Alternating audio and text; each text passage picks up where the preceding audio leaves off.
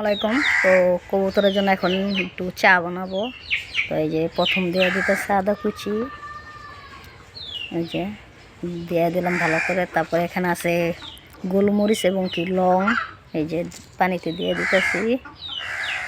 আর এইখানে আছে হইলো এই যে পাতা, এই যে এখানে আছে হইলো তুলসী পাতা। তো তুলসী পাতাও দিয়ে দিব এই যে পানিতে। তারপর এখানে দেব বিট লবণ অল্প একটু পরিমাণে, এই যে এলা বাসায় নিয়ে জাল দেবো, পরে চা পাতা দিব। এই যে গ্যাসটা চালু করে নিছি, পানিটা বলক আসলে চা পাতা দিয়ে দিব। এই যে পানি বলকায়া পড়ছে, এলা আমি টি ব্যাগটা দিয়ে দিব। এই যে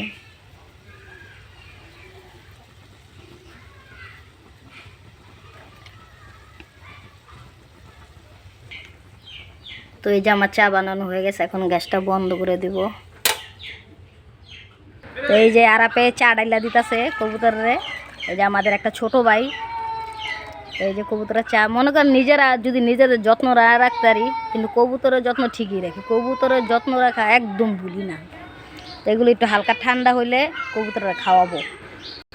এই যে কবুতরগুলোর খাবার দিলাম, আর চাটা ডাইকা রাখছি, অনেক পরিমাণে গরম। এটা হালকা ঠান্ডা হইলে খাইতে দিব, নাহলে তো কবুতর মুখ পুড়ে যাবো গা।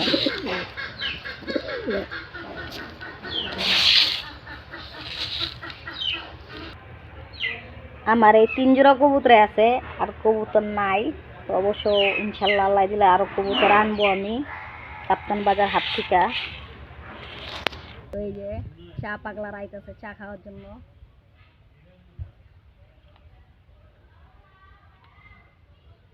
তো ভিডিওটা সবাই শেয়ার কমেন্ট করে দিবেন। সকলে ভালো থাকবেন, সুস্থ থাকবেন, সকলের কবুতরের যত্ন রাখবেন। আল্লাহ হাফেজ, আসসালামু আলাইকুম।